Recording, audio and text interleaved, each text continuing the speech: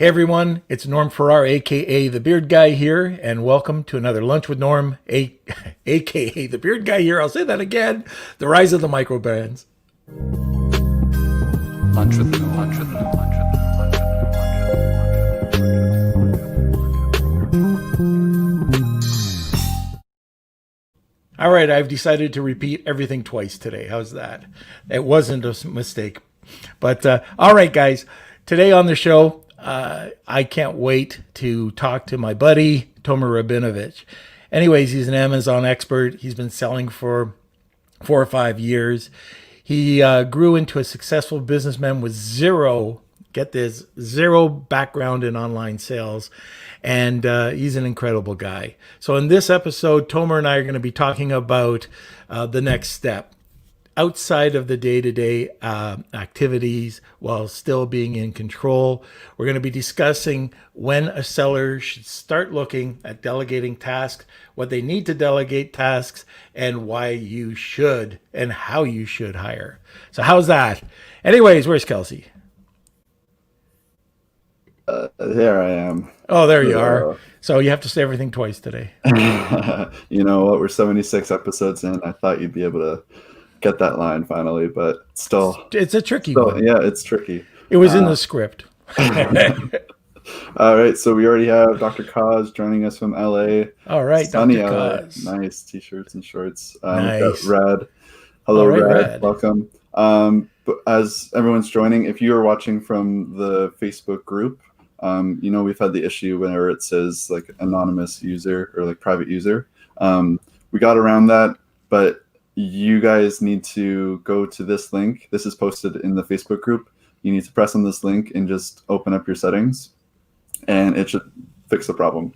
So just unless you want to be anonymous. Unless you want to be anonymous, but if you're posting and commenting from your Facebook group, it comes up as unknown user or something like that. So if you go to this fixes the problem. Okay, we got Mark joining us. Hello. Hey, Mark. Welcome. We got Nathan from San Diego. All right. Simon. All the regulars are here. Nice to see you guys. And yeah, so we are an official podcast. So Apple, Spotify, any of those platforms, you'll be able to find Lunch with Norm. Also, if you're new here and you miss an episode, you can find everything on the YouTube channel. It's right there. Full episodes, short clips. We mix it up. And we got Elchin joining us. All right. Hello. Hey, Elchin. From Turkey. Nice. All the way from Turkey. Wow. Okay, yeah. And so if you have any questions about today's episode, please feel free to put them in the comments. I'll be kind of curating everything. We'll try to get through at least one question from everyone. But if we miss something, you can always post into the group. And we got Ray from Dubai. Wow. Nice. An international crowd for sure. Yeah, okay. So, Elchin, I went to Turkey. Well, not just recently, but I went to this really incredible place. I think it was called, I'm going to say it wrong, the Ephesus. Anyways, I just wanted to let you know that I was in Turkey. I saw that site, and it was unbelievable. I don't know if anybody's ever heard of it, but anyways, this is an old ancient city. Okay, and just completely off topic, by the way, Kels. I just thought I'd say that. Yeah, no worries. It's your show. And so this is the Facebook user. This is from Marina and Wendy. Marina and Wendy, if you want to be seen instead of Facebook user with your picture, just go to the link that's in the group and you'll be able to fix it. Fantastic. And we got Argo from Estonia. Wow, we got around the world. Okay, so let's just jump into it. We do have a prize. We'll start it off right now. Multiple prizes. We got 5 prizes today. Do you want to say the hashtag now, or should we wait for Tomer? We can start it right now if you like. Okay, all right. So we're giving away 5 hours of Tomer's time. If you want Tomer, hashtag I want Tomer, and you'll be entered into the prize. There's 5 entries for this. So 1 hour. 5 1-hour sessions with Tomer. If you have not heard of Tomer Rabinovich, he is a world-class consultant, coach. He does it all. And on top of that, he's a multi-million-dollar Amazon seller. So getting an hour of his time will be worth this. And yes, Victor, of course you've been there. All right. So let's get this thing started. Oh, Kelsey's letting me start. He's not even being annoying. Oh, there he is. I can still hear. Okay. All right. So if anybody has any comments, just put them over on the right hand side, and if you have comments or questions, we'll get to them as soon as we can. Anyway, sit back, relax, grab a cup of coffee, and enjoy the show. There he is, the man, the myth, the legend. How are you, sir? Very good. How are you, my friend? I'm not worthy. Very good to see you. Yeah. Yeah, it's been a long time. Usually we bump into each other everywhere, all over the world. But it's great to see you again. Yeah, I don't remember the last time I went to an event and you weren't there, I don't know when that happened. Well, it's the same with you. How's that? Yeah. So, I guess, why don't we, for those of us that don't know you or don't know your background, can you tell us a little bit about yourself? Sure. Yeah, I started selling on Amazon back in 2015. Had already from the very beginning had multiple brands that I was running just because I found kind of opportunity after opportunity. So just open more brands. That's not the way to go, if you ask me, looking back. But that's kind of what happened. And it took me about 2 years into that business, I went full time, and also had 12 people working for me in the Philippines. Some were part-time, some were full-time. That didn't work out at all. Fired the entire team, started over, and then it worked a lot better, and that's part of what we'll discuss today. And also, on top of my own business, I also consult 7- and 8-figure sellers all around the world for the past few years. I also host the Top Dog Summit that you were in multiple times over here in Israel. I'm from Israel, so yeah. And by the way, the Top Dog Summit is one of the best events I've ever gone to. So anybody gets a chance to go, if we can ever get together again, Right. I would highly recommend going. To Yeah, and I also Tony's. said that one event is never going to be virtual. The whole point is the networking and everything. So I'm not moving that to be virtual or anything. So it's just going to be live whenever that's going to be possible. Perfect. Sir, let's get into it. So what are some mistakes that you made right off the bat starting your Amazon? And I want to talk more about mistakes you made with looking for people. Yeah, so I think when I started and I wanted to start outsourcing, you can say. Now, when we talk about outsourcing, we need to be very clear here that we all outsourced many things. Even if you have your first product, you outsourced the production, you outsourced it to a freight forwarder, you outsourced your graphic design, copywriting. All of that was outsourced to experts, usually to freelancers, to help you out. What we are talking about is when you hire someone to kind of work with you in your business every single day.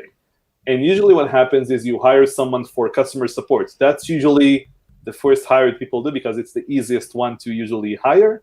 The problem is that the mistake that I think I made back then is that I hired someone for 2 hours a day, and that was that. So they were just working 2 hours a day, every single day. And the problem with that is they have other jobs, or they are looking for a different job instead, or whatever it is, So they are just very busy. I think when you don't have someone working for you full time, they will never be with you. So that's, I think, the first mistake that I can think of that people are doing instead of hiring full time from the very beginning. And it really doesn't cost that much to hire, 10 hours a week to 40 hours a week, right? Yeah, and I think what sellers always say is, what are they going to do for this all of this time that they have to work for me? But we'll talk about that as well. So. Mm-hmm. Yeah, but that is, I think, the first mistake, that you think in your head that you are so good at what you do, which is selling on Amazon. So only one person can do customer service, another person can do inventory management, another person can do PPC.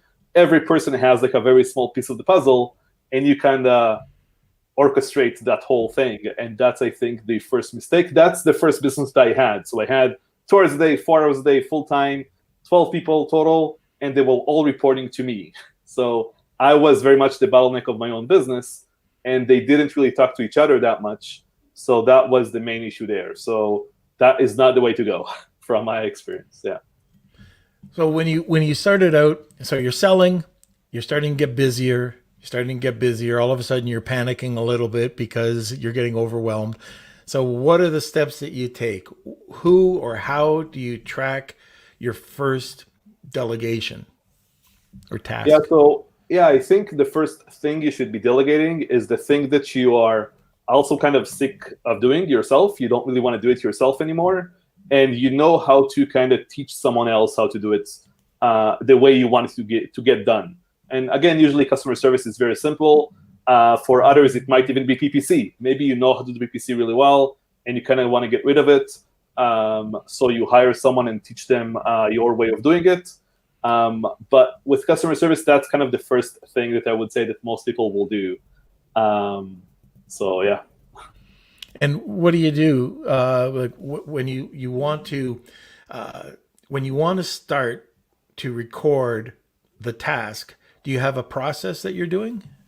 Yeah, so I think, again, this is another thing that a lot of sellers are fixated on. They think they need a lot of SOPs, so standard operation procedures in their business, like long PDFs explaining like where to click, where to do everything. My question is, how many SOPs did you do for yourself when you started selling on Amazon? Probably zero, right? And everything is on YouTube now anyway, so you can just send them a link to YouTube on how to do something anyway. So my suggestion is this: you basically hire to grow, and you don't grow so you could hire someone. The growth comes from you hiring and starting to delegate tasks. So I always recommend, like, once you see that you are working too many hours and everything, and you're wasting time on $3-4 an hour tasks when your time is worth a lot more, that's the time to actually hire someone and teach them something. So that teaching can be over the shoulder type of thing. So they just, you share the screen with Zoom or Skype or whatever, you record it. And then what I tell them to do is they write the SOP from what they understand from that video.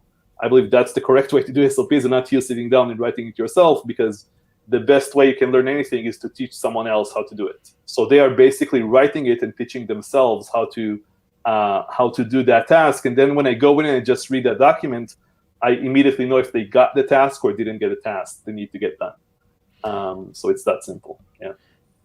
Do you use a app like Sweet Process or anything like that? No, again, I don't think that's really needed. I know what those are. There are a lot of different apps that basically record your screen while you do something, and then they make it into a nice PDF. But again, I don't think that's needed, and I think they will learn more just by writing that SOP themselves, by taking screenshots and everything. And if that's not enough at the end, they also add another video on top of what I did. And then we have a video, we have a written document, and we're done. Yeah. Just like that. Yeah. Easy. Easy, Yeah. One of the apps that we use, Melissa's joined us. There we go. One of the apps that we use, and this is something that we use almost every day, is Loom. It's a free app. You can get a premium package, but you just record whatever you're doing. And like, I know Vandana's probably listening right now, and her eyes are rolling. That's my assistant, and she gets bombarded with Loom videos every day. But that's what we do. We just record what you were saying. If somebody has to learn something new, they go through the video. I think that's a really good point. I don't do that. What you were talking about, just send the video and have the person just write the SOP. My step is I have the person watch the video. We go through, I put together, or I train my staff to put together SOPs, but that's that one step removed that you're doing, is I go back, I put down a ton of steps. So not just 10, I might have 30 steps, every little click. And then I go through it, or the person I've trained goes through it with that person. To learn the SOP. But that's great. Getting the person to do it themselves, it's a great way to train the person and to find out if they understand it correctly, right? So if it comes up and it's wrong, this is what I tell everybody that works with me. Don't sweat it if you make a mistake. I mean, I want you to make a mistake the first time or the second time. I don't want you to make a mistake the third time. That's not going to happen. Yeah.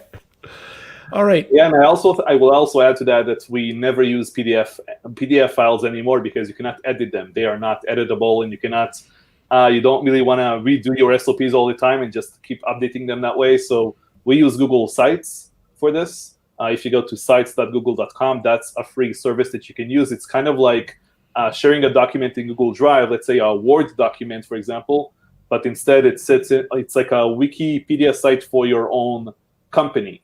So everything is stored there, all of our SOPs, everything, all the details about our products. I call it like the text of the company. Anything that is text goes there.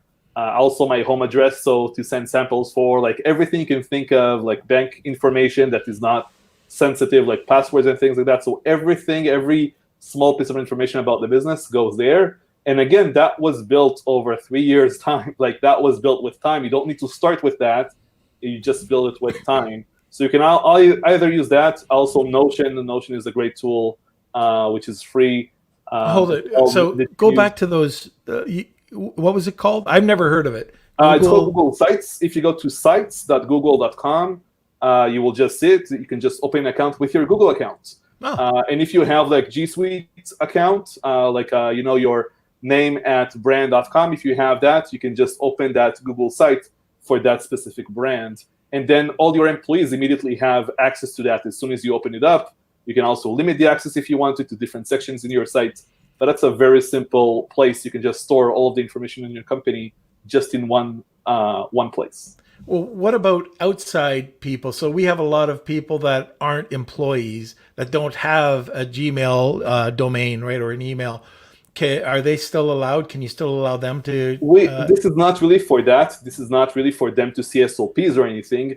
For them, we just do that in different ways. We can just like email them with that SOP, or we just copy paste. It's like, again, like imagine a Wikipedia page with everything on the side, and you just click and you open anything that you need. Oh, very cool. So that's kind of how we have set up. Yeah. And you mentioned another one, Notions, Notable? Notion.io, I believe. That's another tool that you can use that I know different sellers use as well. Again, it can be used for many different things, like task management and a whole bunch of other things.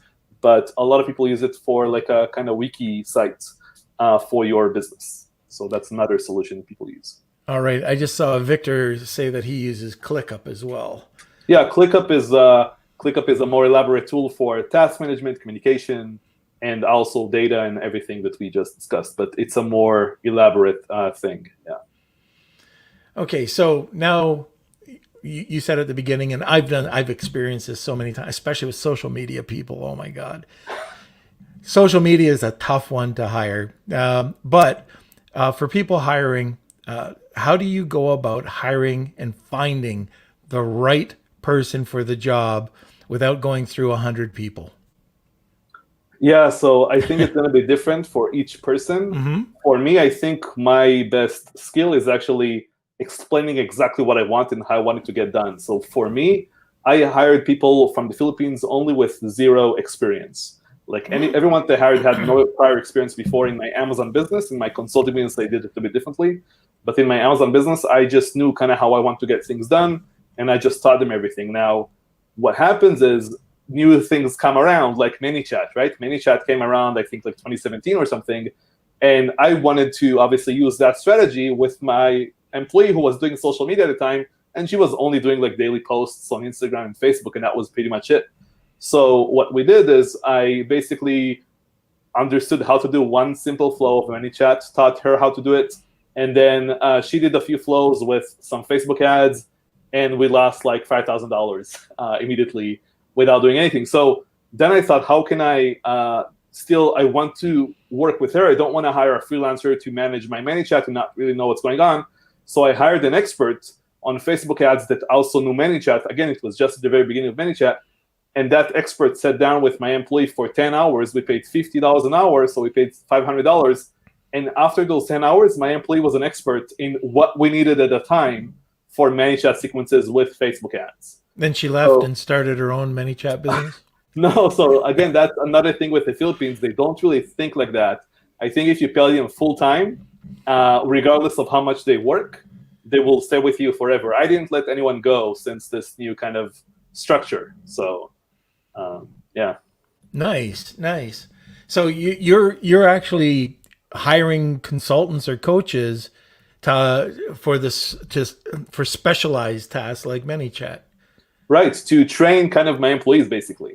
So this can either be to train my employees or just to outsource that completely, but I still very much want to know what's going on. Like if you right now use an agency for PPC, I highly recommend, or hopefully you are doing it already, you know exactly what they're doing in your account. Because if you don't, and sales drop tomorrow or something happens and you want to let them go, you can't, because you don't really know what they're doing, right? Right. So it's very important to have someone on your team. If you don't have anyone, it's you, that needs to know what they're doing to your account. Not because you're gonna exchange them, like you're gonna replace them tomorrow with internal team that runs it, but you have to know what's going on. This is your biggest expense after your cost of goods, right? So you have to know what's going on, basically. Yeah, and I guess if you take a look at the scheme of things, going out and hiring somebody at $50 an hour, I mean, you should, as the business owner, be looking at those $100 or $1,000 tasks and building your business. And that $50 an hour for 10 hours is worth its weight in gold by teaching somebody correctly.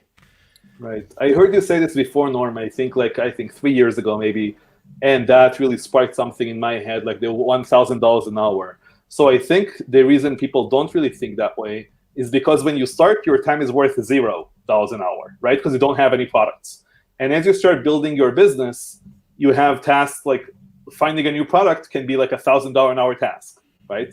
Just looking for products for 10 hours can easily be worth $10,000 like long term, right? If you find a good product.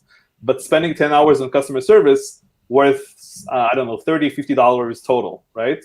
So if I spend an hour looking for a product, like doing customer service, and my time is worth, even $100 an hour, I'm basically losing like $97 for every hour I'm working on customer support.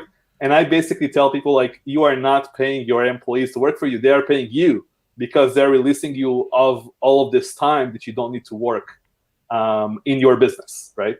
Right. So, hey, Kels, are there any questions? Yep, we got some questions coming up. So from Tony, is there an ongoing competition to keep the best talent for your business? I'm not sure what he means by this. Norm, do you know? I'm not sure. Hey, Tony, can you clarify that a little bit? Do you mean just finding the best talent, like a talent pool, or while they're working in your business? Okay, as we wait for that, from Rad, do you hire a VA from the Philippines and India? Could you share the cost? Yeah, sure. I only hired people for $3 an hour, again, because they didn't have any prior experience, and all of them are from the Philippines. And I also, we'll talk about this in a few seconds, but we are promoting them to become managers. Once they are managers, they're getting $4 an hour. That's it. That's how much I pay. But again, I can allow myself to pay that because I teach them everything. If you bring an expert from the outside, it's going to cost you a few times over, obviously. Yeah. I always talk about, paying higher in the Philippines, but you already have that person with the skill set. If you're teaching them, then that's great. I know one of the things that we do, it doesn't happen right off the bat, but when we're hiring somebody, we do this right off the bat. We get a screenshot of their internet speed. We take a screenshot of their computer, and they send it to us because one thing we will pay for, I don't know if you do this, but we pay for upgrading your internet. We need that because let's say your internet is extremely slow. Well, that $3 turns into $9 or $12 because they can't communicate. Right. And over a period of time, so over a 6 months period, we'll get them a computer if they have a slow computer. Yeah. So as they grow with us, we're also increasing, like you said, increasing their wage, bringing them up to that manager position so they can train SOPs. And then I don't know about you, but at the most that we've done is bought a generator for somebody because they were always losing power. Yeah, that happens a lot in the Philippines. It does. It happens a lot. Yeah. Okay, Kels, more questions.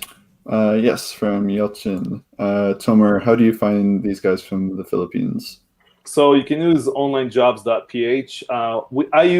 So this is what I did. I used Upwork for my first hire. So I did something similar to what Norm just said. I basically typed in, I'm looking for a customer service employee that will start as 4 hours a day, and it's going to move to full-time if we're both happy, okay? Then I had some like a lot of questions for them before even jumping on an interview, and those questions are kind of like questions for your supplier just to see if they are serious enough about this job. So this is a screenshot about their internet speed, even a picture of their work environment to see where they work and operate. I even send them a few tests like emotional intelligence tests and IQ tests and a bunch of other things just to see if they will do it. I don't even really look at whatever they're doing. I just want to see who is serious about this.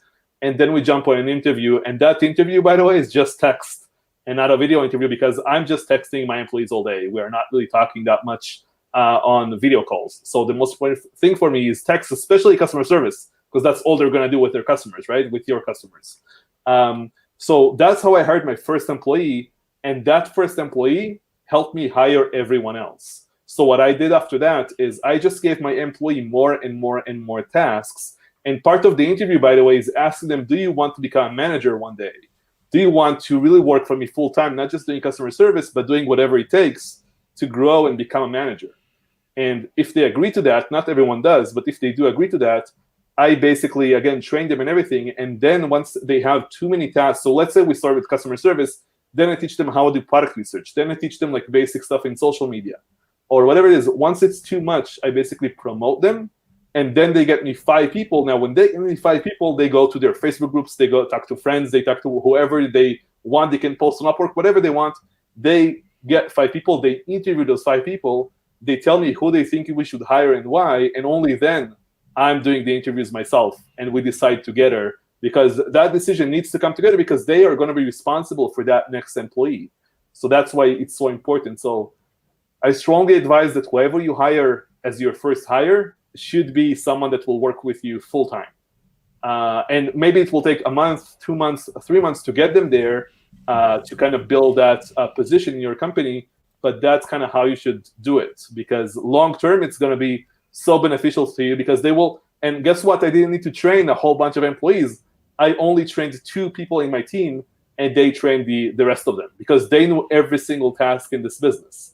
It's kind of like you think of a restaurant and someone becomes a waiter, then she becomes the hostess, then she becomes a shift manager, then she helps the owner maybe afterwards, right? So that's kind of what you're doing. You're just promoting that person internally in your company instead of bringing like outside experts into your company, which was kind of what my first company was like. And they don't know your team, they don't know your products, you don't know anything about them. And many times it's more difficult to kind of manage it that way. And also when you bring someone with experience, a lot of times you teach them how you want the things to get done and they learn it and then they go back to their old ways of doing it. So that happens many times as well. So that's why I preferred like blank slate, teach them how I want the things to get done and then they don't know anything else. So that's just how they do it. Nice. One of the other things that we'll do, and Kelsey's going to roll his eyes, but we have our team take 1 hour a day. They don't care when they do it, but it could be 1 hour or 5 hours on Saturday or whenever it is for training. We pick up the training. They want to learn something, we pick it up. So we want people to be experts in whatever they do. So that's just a bonus, again, that they can use, but it's something that everybody has to do on the team.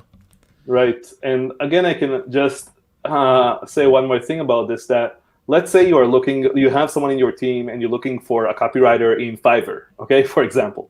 So you say, get me a copywriter from Fiverr, right? Or get me 5. So what are they going to do? Just going to browse Fiverr, send you 5, pages of Fiverr, and you just need to decide who to hire, right? Instead of that, always ask for your employee's opinion before. So you say, instead of saying that, you say, get me 5 people from Fiverr, tell me who you think we should hire and why. And when they do that, you will usually just say, okay, that's fine. Like you're not really, they're just going to do the same process that you are. You don't want your employees to be a pipe between you and whoever you're going to work with, because then they are useless. You are still the bottleneck. You still need to make all of these decisions every single day. And you don't want to have that decision fatigue. You want to kind of avoid making so many questions, making so many decisions every single day. You want to avoid some of those. That's so important. And that's one huge way to create a performance-based culture. If they come to you and just say, how do I do it? Here it is. You're right. You're the bottleneck. So let the person solve the problem. That's so important. Yeah. they know that whenever they talk to me and ask me a question, my question back is going to be, what do you think? So they don't do that anymore. They just tell me this, this, and this. This is what I think. What do you think? You know, they already come with their opinion about it. And that's what I want. I want them to think for themselves, right? That's the whole point here. Right. All right, Kels, any more questions? No, not right now. I saw something from Tony come up. Was it regarding... More a statement. I'm also reluctant to give out references of referrals these days. The person who does my Google Now has gotten so much business because they have so many more clients. The service has gone down. He's also asked about if you use Fiverr, but I think we covered that. Yeah, I think all of those Fiverr, Upwork, all those are great to find experts in their field, just to work with your team as like a one-time thing, like a copywriter. Or it can be, let's say, ManyChat and just teach your team to do something. So that's all up to you. That's kind of what company you want to have, what you still want to keep in-house, what you don't mind outsourcing outside of your company.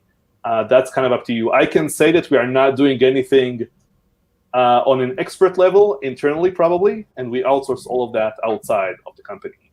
And we are very systemized and organized in how we operate. So, how much of your time is now delegated? I work about 4 hours a week now in my business. And that's mainly meetings with my team. So I have 2 calls with my 2 managers once a week. I have another call once a month, which is a strategy call with the entire team. Each member of the team has goals they need to work on for 90 days at a time. That keeps them also, again, outside of whatever their comfort zone is and what they know how to do. That helps them kind of grow outside of that when they have goals. So yeah, I don't work that much on that business, but I am very much involved still. Everything goes through me, just to be clear. Like, I still approve every single shipment that comes out. The money goes out of my bank account directly by me approving it. So all the samples get to my house. I approve everything that goes on, but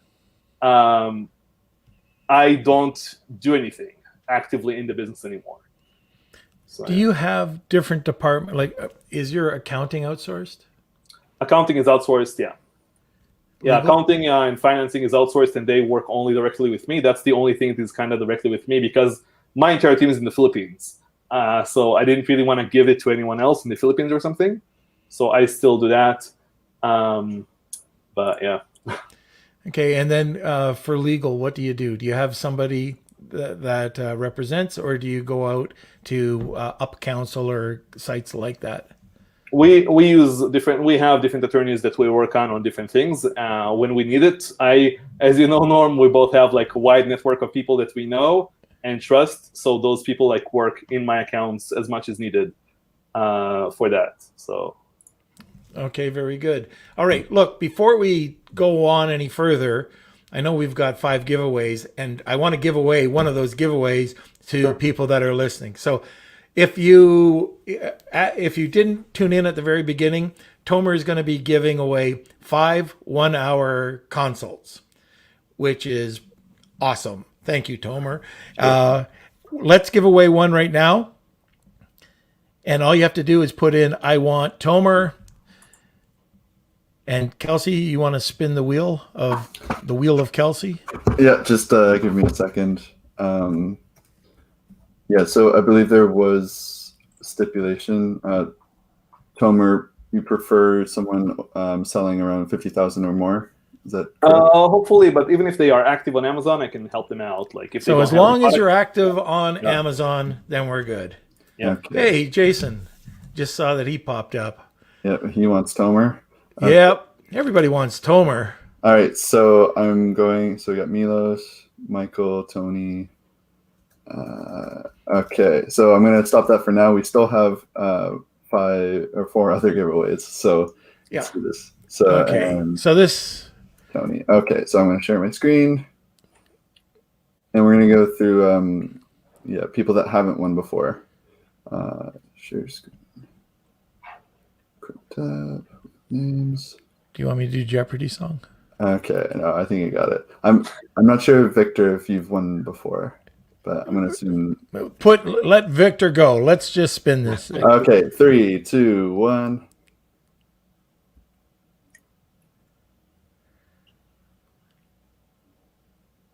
Okay. Oh, It's on. Jeffrey. Jeffrey, he squeaks it out. Okay. So there's Okay. one for you, Tomer. Congrats. Cool. And everybody else will be kept in, and you'll just be adding them as we go, right, Kels? That's correct. Yes. Okay, very good. Yeah, so Okay. Norm, you actually started to ask me about departments. So I do believe in departments in your own company. We changed the kind of structure throughout like the life cycle of this business, but basically I have 2 managers and 5 employees that they manage, so 7 people total.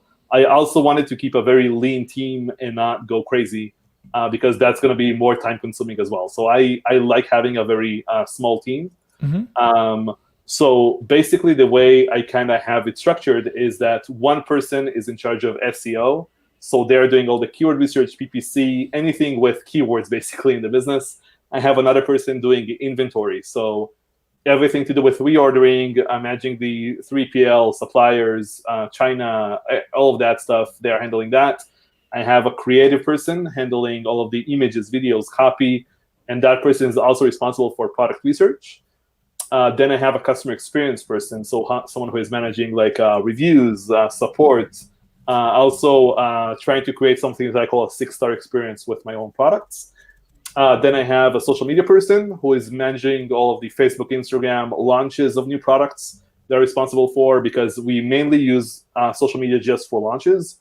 And then I have the management. So they're in charge of like the strategy, KPIs, human resources, and salaries for the employees and everything. And those 6 departments kind of run throughout the company. And I used to have it a bit differently than I do now, but basically every employee kind of manages the department now. And that's kind of how I have it. And almost everyone work with someone who we outsource for. So like they are in touch with more people outside of their teams. And the managers don't really have any day-to-day work they need to get done. They have their goals and they have their team, and they help them out whenever the team needs. So let's say someone cannot do something or someone needs a day off or whatever, the manager can take over.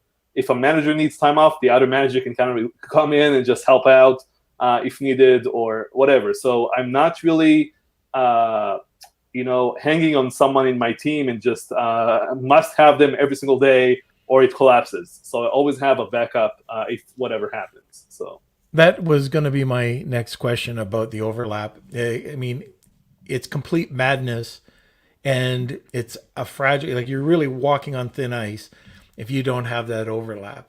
If you have the ability to, like you said, for example, we just had somebody go on mat leave. Luckily, we had somebody that can take over. For we that had that person. happening. Yeah. So you've always got to be prepared. One step, like you said at the beginning, it's a chess game. You got to be in front. You got to play that second move. All right. What about communication? So, it's coming from the top down. How do you get people to communicate?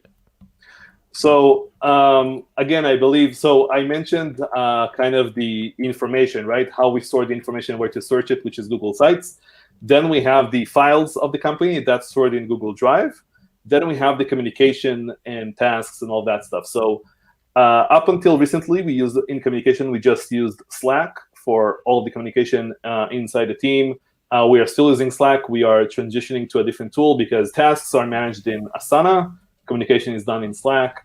And also, what I'm still responsible for is making like big decisions and giving what I call green lights in the company, basically moving the thing like down the path of the task itself. So I'm approving almost everything along the way. And that's mainly done by Excel spreadsheets. So we have like an Excel spreadsheet for a lot of small parts of the business. We put some data in there, and then it just shows me option A or option B, just gives me all the data to make a decision. The managers come up with their own thoughts before, and then I give my own input on top of that. Like your spreadsheets are incredible, by the way. I mean, you put a lot of thought behind. Right. Every they are one very that you simple. They are not complex or anything. They are simple, but for the VAs or your employees to understand. But yeah, the whole goal is to actually make decisions with them. So, yeah. Okay, so and when you're communicating with with your team, so is it the managers communicating with everybody?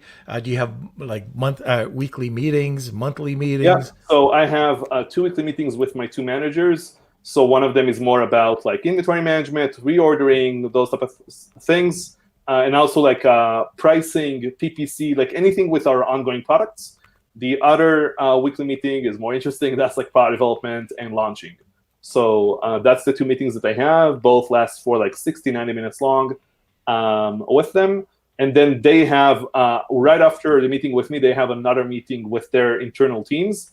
So one manager is managing 2 people, the other is managing 3. And that's kind of how it's structured. And then on top of that, we have like they are meeting without me regardless, obviously, like one-on-one all day and just talking between themselves. And also I have we have those strategy meetings as well once a month. So All right. So, and I think that's very important. If you're not with your team and you're not communicating with your team on a regular basis, it's really hard to get things done. And people want to be part of something, right? They want to see the growth of the company. They want to see what's happening. So it's nice when something like that can happen. All right. So that's interesting, the way that you're communicating with your team. One of the things that we're doing, I don't know if you do this. I don't know Asana. I know of it. But we have something on a project management tool called Teamwork. And I'm sure you can do this with like Mondays or ClickUp. But what we found is very important is creating tasks that it's dependence. Okay, so it depends on a person completing, then the task will open up. Yeah, you cannot. You can do that in Asana B before you finish task A. That's all the task management tools nowadays. So everyone does the same thing. Yeah, and so you just don't trip up. You know, I've had it where things were done before they should have been done, and it just doesn't make. Like for rebates, for example, if you don't get the keywords, and somebody does a rebate or somebody does a press release without the keywords, then you're all messed up. I've seen that happen. Right. Okay, Kels, more questions. I will also add to this, like everything we are talking about, Norm. I think you have multiple businesses, obviously, and everything, and I think we are kind of on the same, on the same page on everything, like how you should delegate and everything. But I can't say this is not for everyone. So I can say, for example, in my consulting, I had this guy doing everything on his own, doing like $200K per month. And I talked about like, all of this stuff. And he was like, yeah, I want to start hiring. I want to do this and that and this. And I want to sell in 6 months my business. I'm like, so you don't need any of this stuff. Just focus on, he wants to sell and kind of wants out of Amazon. So I'm like, so why build this whole thing if you want out? Like this won't add anything to your bottom line.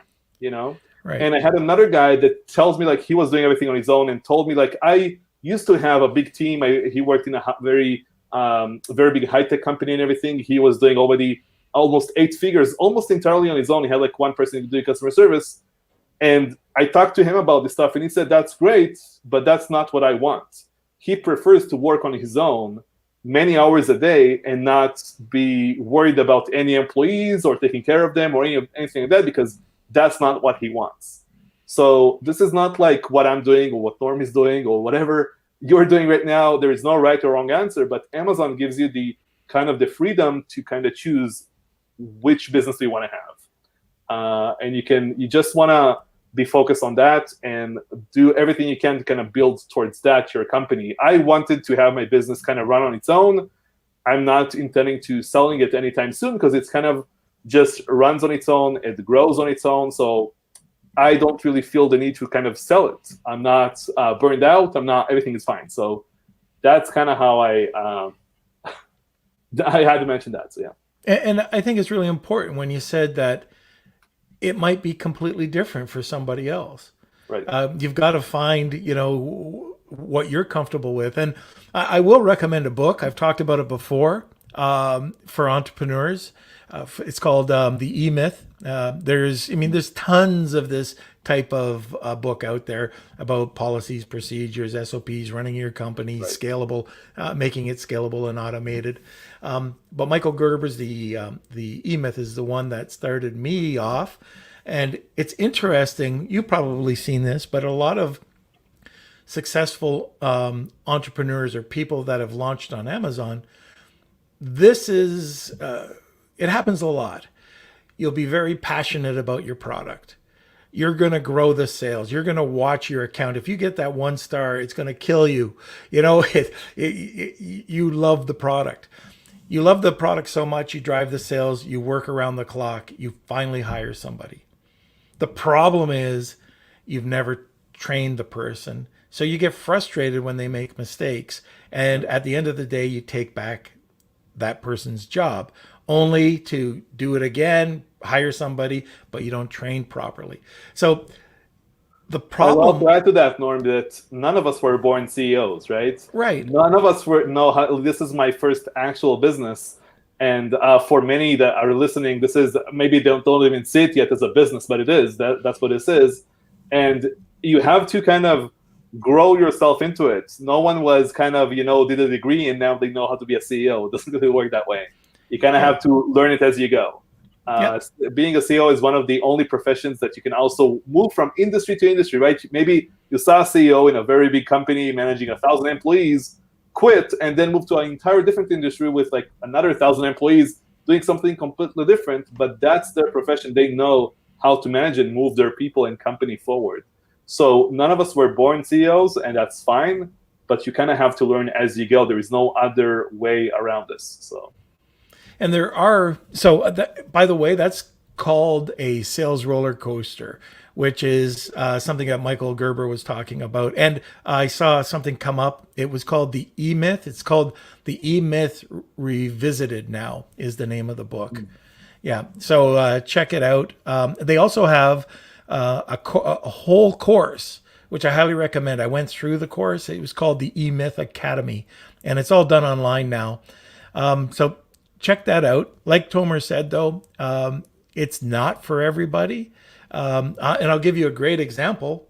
Our friend Kevin King, he ran a bunch of listings. He never brought on a VA. Now I think he's working because he's got a bunch going on right now. I think he's finally thrown in the towel and he's got a couple. But anyways, he managed an 8-figure business with nothing. But again, that's what he wanted. That's exactly what he wanted. Yeah. When he talked to him about hiring, he's like, "That's great, but that's not what I want." So again, it's all kind of the business that you want to have. Yeah. Yeah. Exactly. Okay, Kels, let's go. What are some questions now? Okay. Yeah, we have a couple that came in. All right. Okay. So, how do you manage your team or make SOPs if you're not good with English? So again, it depends really on their position. Hopefully everyone that you hire have pretty good English. I think that's the most important thing, especially for customer support, for example, and for anything in this business, because they're going to be in touch with people all the time, either suppliers, either influencers, whatever it is you want to seem professional. This is, most of you, I assume you either sell in Amazon US or Amazon UK. It doesn't matter, you speak English, and you want your team to speak really good English, especially in writing. So their grammar, everything needs to be top-notch. So you just need to make the video. They're writing the SOP. I don't care if the SOP has mistakes in it, to be honest. I just want to get them to know what they need to do. And after they do it once, twice, 3 times, they will never look at that SOP again anyway. So SOPs are, again, really overrated. Everything is on YouTube now. If I see something and I want it to get done, I YouTube it. If I find it, I just send that video to my team. That's the SOP, okay? It's that simple. Amazon keeps changing the backend anyway all the time. PPC is almost useless to do SOPs because they change everything in the backend every single day. So that's how this usually happens. SOPs are okay for the beginning to make sure they know the ropes type of thing, but then you just kind of grow out of it. So you just hit something, Tomer. Okay, how do you know? We talk about this. How do you know you're getting the right information? You go to YouTube. You want to pass it on to your team. How do you know that this person knows what they're talking about? No, I mean just small things like creating a shipment in Amazon, for example. Oh, okay. Right? All right. How do you do that? So that's what I mean. You don't need to do it yourself in your Sales Central account. You just Google it and you find someone who did a video about it, and that's it. So it'll probably be Tomer. So I have none of those videos yet. Okay. Next one. How do you divide your tasks? So what do you combine? Customer service plus social media plus ManyChat. Can that be combined for one employee? Yeah, so the way I have my team set up is I have 2 managers and 2 employees here, 3 employees here. The way I kind of looked at it from the very beginning is you have analytic people and you have creative people. So the analytic side is all about SEO, so PPC, keyword research, that stuff, and inventory management, because there is a lot of numbers like planning inventory and all that stuff, negotiating, that type of stuff. So a lot of that is just analytic stuff.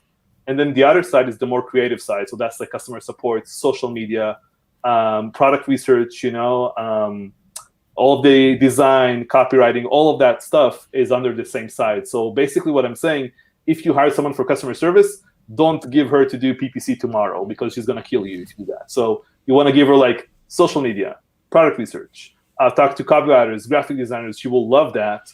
And then you can kind of grow the other side as well, which is more analytic. And I will say you want to start with whatever you are not. So kind of complete the other side. So I'm very analytic. So I decided to kind of grow the creative side first. And once that was kind of came about, then I grew the analytics side and just kept doing that by myself for a short while until I kind of build the entire team up. And, just on that subject, I've made this mistake many times, and I've got to constantly remind myself, am I putting too many tasks on a certain person? So just because, just an example, just because somebody's good in sales doesn't make them a good sales manager. When you're looking at social media, does not make them good with customer communications. Mm-hmm. So if you continue to pile and pile and pile because the person's good with one thing, you could lose a really good employee. And that has happened to me on 2 occasions over the last few years that I just put too much on the person, put them on a pedestal. And at the end of the day, they became not that great in anything. Yeah. Yeah, I totally get it. And also like when I kind of grow that employee, when they have like too much going on and we need to start delegating underneath them, I ask them, what do you want to delegate first? And then we talk about it. It's very important to keep the conversation always open, the line of communication open with your employees. How's everything going? Are you happy here? Do you see yourself in the company for the next 2 years? You just want to keep the conversation going with your team constantly to kind of see how they feel all the time. And again, this is just from reading business books, listening to different podcasts outside of Lunch with Norm, and like doing other things outside of Amazon. That's so important because there is a book that I read that says innovation only comes from outside. So I really believe that. Like if you just learn Amazon all day, you will just know whatever other Amazon sellers know. But if you learn a different industry, you can kind of take that and use that for your Amazon business. And that's kind of where innovation comes from. So yeah. Right. Okay. Kels, is there any more? Yep. Yeah, we got a couple still. Okay. From Dr. Kaz, Tomer, you are a machine. Are you selling on Shopify? Is your team trained only on Amazon or other marketplaces? That's a great question. So Shopify, we spent like $50K trying to build our Shopify store for one of their brands, failed miserably. And then I decided not to focus on Shopify at all. So we still have a Shopify store for every single brand just to have it. We don't make any sales off of there.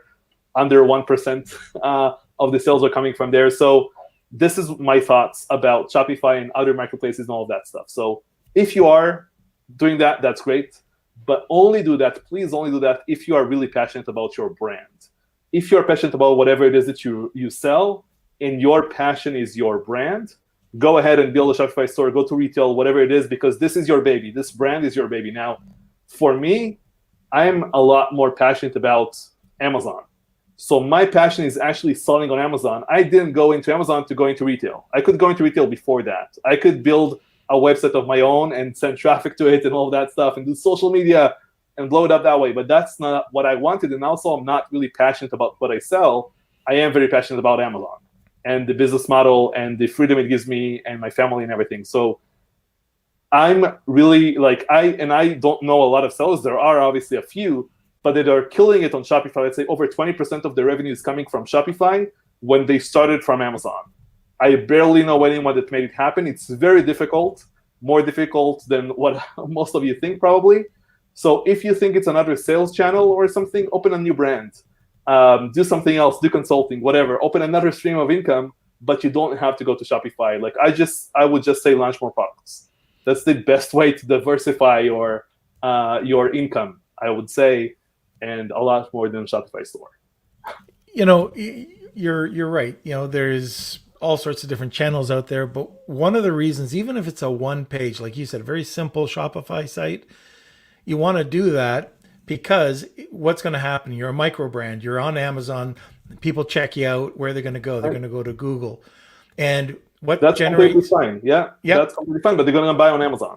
Yeah, they're going to buy on Amazon. Right. So they're going to check out maybe your social media articles or your Shopify, and it's got to look good. As long as it looks good, then you build some authority. Authority builds trust. Trust builds sales.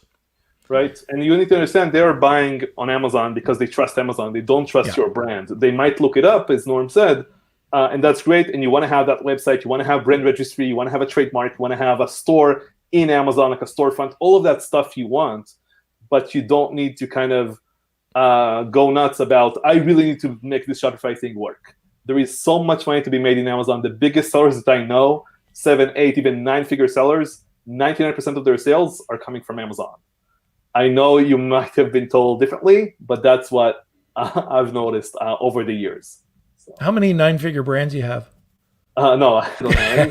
But I do know a few sellers that are doing 9 figures, so that's what I'm referring to, yeah. Okay, great. Okay. A lot of those, by the way, in general. I think they are all in top 100 in Amazon, so as sellers. Yeah. Okay, so for Milos, booking, what tools do you use? For what? Booking. Booking what? Booking, sorry, Milos, can you, I'm not sure. Maybe, Milos, if you can clarify if you mean making meetings, or I'm guessing, like scheduling. Oh, maybe that. And so, Milos, is that a meeting or a calendar app that you're looking at? Can you just clarify? Yeah, we'll get back to that. But for now, Rad, do you design your own products, or how do you choose the winning products? Yeah, so I have a whole methodology on product selection. Norm saw me speak of that in New York in January. That was my last time abroad since. But I talk a lot about this. We don't really do any crazy designs or patent designs or anything.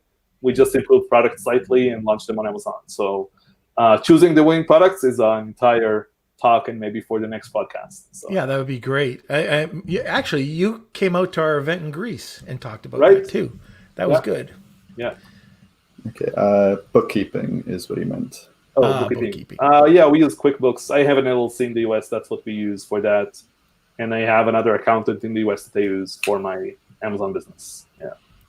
Okay. So, Milos, if you are looking for an accountant or a bookkeeper, just ping us after the podcast. There's a guy that I know in the States that's very good with Amazon sellers and fairly inexpensive. Okay. Let's see. There's Victor. He saw your presentation in Brooklyn. There you go. Yeah. I gave him a $5 gift card to just jump on a podcast and say that. So, yeah. All right. Do you have any good resources to build different types of SOPs? You don't need different types. You need one type, and that's it, pretty much. It's, again, very simple. Make a video, have your employee write it down. You can make one SOP yourself. You can just Google, like, good SOPs or something. But, again, don't worry about the design. Don't worry about anything. It will be fine. So it's not a big deal. I gave Victor $5 as well. So. Just got a couple more. Okay. From Shaw, how can we avoid a listing going to keyword lock 32? Yeah. Is there anything specific that triggers a listing stuck into keyword lock? Yeah, I know what this is about. This is a new glitch in Amazon right now going on. So I don't know anything that can get you kind of out of it, but I do know it comes and goes all the time. So if you look at your HIPAA or Helium 10 extension or whatever, you just see the jump in like keyword like all the time. Not in HIPAA, sorry, in Helium 10. Keyword tracker, you can just see there or whatever tool you're using. Yeah, so there's nothing getting around that right now, is there? Right, yeah.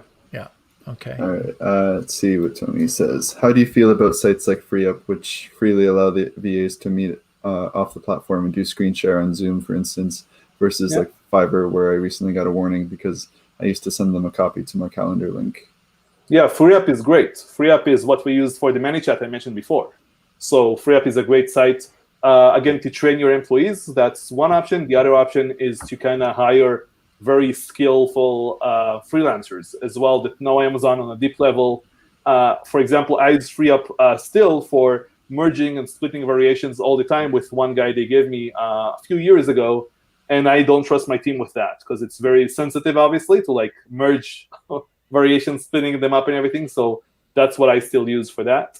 But yeah, they're amazing. And I think like better than Fiverr, for example, in whatever comes to really understanding Amazon on a deep level. So they're great for that. Yeah. Yeah, and they're vetted, so it's less looking. One other thing, and I know this isn't for everybody, but a spin-off of FreeUp, Nathan Hirsch. So Nathan's been on, and he's got, if anybody's interested, I don't know if we have a link. We don't accept affiliate links here, but I think there might be some sort of bonus that we have for it. But the Outsource School, and it's with Nathan Hirsch. I'm a member of it. I wanted to take a look. If somebody wanted to go that one extra step, again, it's just a different approach to what either Tomer may be doing or I might be doing. It might give you that help that's needed. But again, it's called the Outsource School.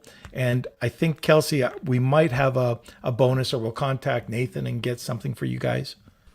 Yeah, I'm looking through the emails now. But yeah, if we do have it, I'll post it in. Yeah, so we are at the hour mark. Okay. Still have the giveaways. Yep. What's I see Jason's asking something. Oh, Norman Tomer, do you have a good Shopify guy? Depends for what, Jason, but I strongly advise going to experts.shopify.com or just Google, I'm not sure that's the correct domain, but if you just type Shopify experts, you will see a lot of qualified people there. And they are vetted as well. You can see reviews about them and everything. We built a few sites with someone that we found through there. So I highly advise that.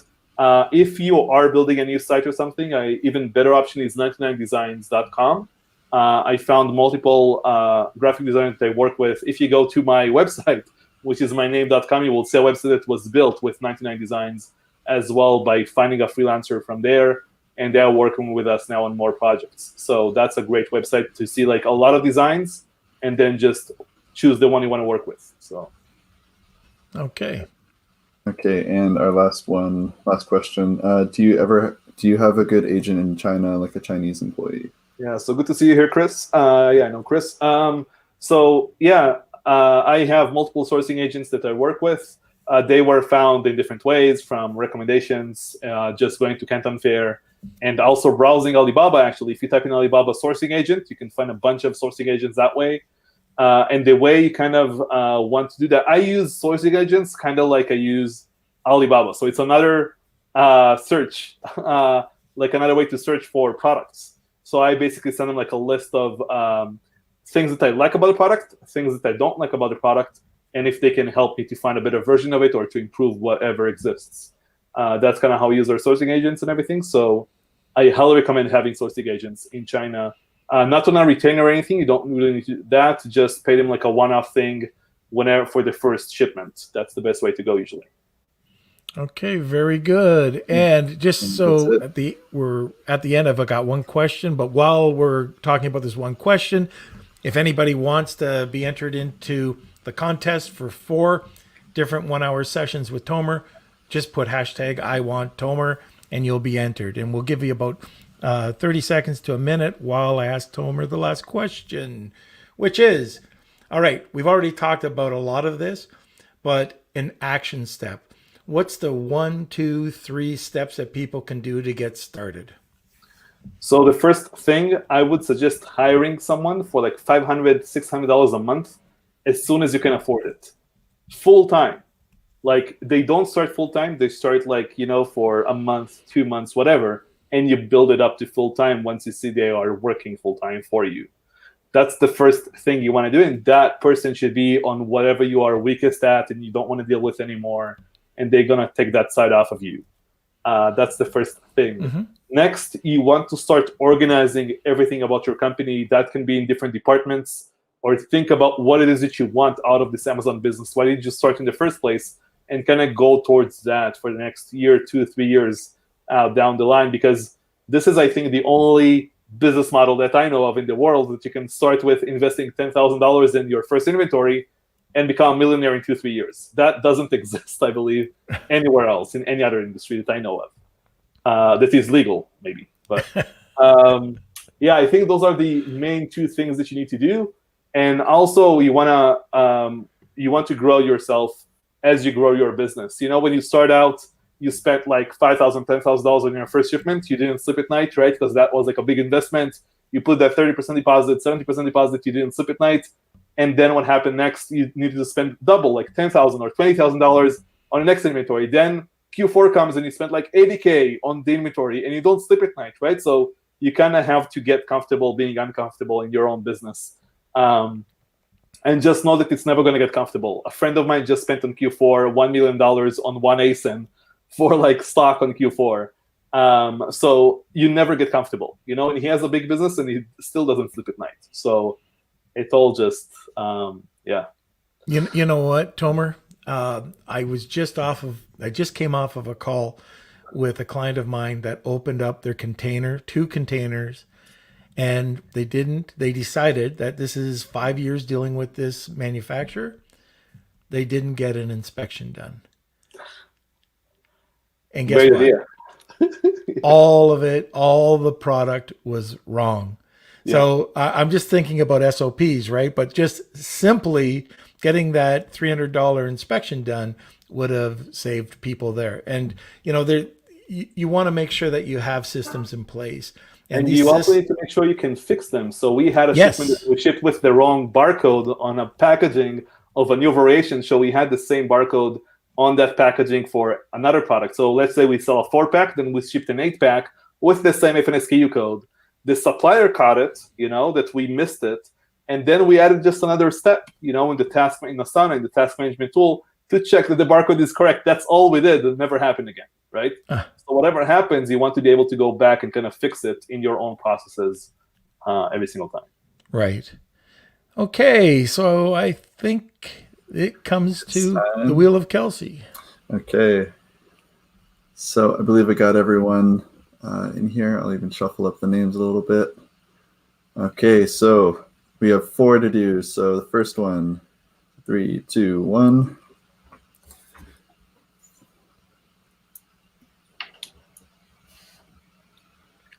Argo. Okay. There we go. Is the first winner. So we got Argo and Jeffrey.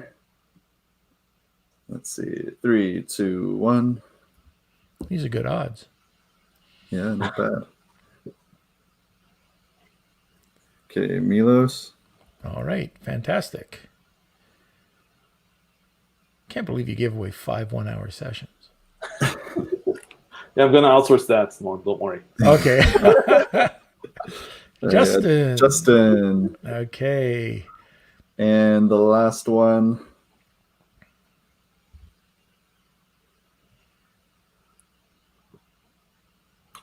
Jason. Chris. Okay. Okay. So everyone, that is one. You can message me at k@lunchwithnorm.com. And yeah, I'll get you in touch. Why don't you throw it in the comments section there, Kels? And everybody just get in touch with Kelsey, and then we'll forward all the information over to Tomer. So, sir, I don't know when we're ever going to meet again. Yeah, hopefully soon. This is like way too much time in the house, so hopefully that's going to happen. With 2 kids under 3 or 3 and under. Yeah. That's intense. Yeah. Lots of fun. All right, my friend. Thank you for coming on. We got to have you on again. Maybe we'll talk about product opportunity, but you've got a million things that we can talk about. So Thanks for coming on. Yeah, thank you so much for having me, Norm, and hopefully I'll see you soon. All right. See you later, Tomer. Bye-bye. Okay, everybody. I hope you enjoyed the podcast today. Just remember, if you go to Norm Farrar, aka the Beard Guy, you'll be able to see not only this episode, but content and a bunch of clips that Kelsey's put there. If you want to watch the videos, just go to the YouTube channel just called Norm Farrar. Kelsey, where are you? I'm here. Thank you for watching, everyone. We had a huge turnout. I think this is like one of our biggest shows that we've ever done. Fantastic. Which is awesome. Well, then I guess we should announce the newsletter that doesn't suck. There we go. Okay. All right. So, hey, by the way, we do have a newsletter. It comes out today, every Monday, with content. How to become a better online seller. Not just Amazon, but to become a better seller. All you have to do is go to lunchwithnorm.com or normfarrar.com and just sign up there, and you will receive this every Monday. Oh, and I should mention, by the way, our next guest, she's been on before, and she was one of the most popular guests that we've had, Mayan Gordon. So she is an influence. You know what? This lady has over, I think, 2.5 million followers on TikTok. So she is going to be talking about social media, the whole influencer marketing side of things. And that's going to be on Wednesday. So please join in then. Yes, and actually we're going to be releasing a secret episode into the group tomorrow. So this is pre-recorded Lunch with Norm. So the only way to watch it is to join the group. Okay, so You're so sneaky. I know, right? So yeah, if you're interested in getting an extra bonus Lunch with Norm, go ahead and join the group. It's going to be released at 12 o'clock. I'm going to try. I have to download it onto Facebook. So if everything goes well, 12 o'clock, there is I believe a giveaway with the secret episode. Yeah, it's a great giveaway. Yeah. So join the group. We're looking forward to seeing you. We've got group is growing. We got over 300 people now, which is great to see. And we got people commenting, talking to each other. Friendships are being made. It's awesome. So yeah, highly recommend it. And you get access to me and Norm the whole time. Well, you're the key. Okay, Okay, everybody. So thanks again for joining us, and you can see us every week, Monday, Wednesday, Friday at noon Eastern Standard Time. And thanks again for sharing your time with us today, and enjoy the rest of your day. Lunch with Norm.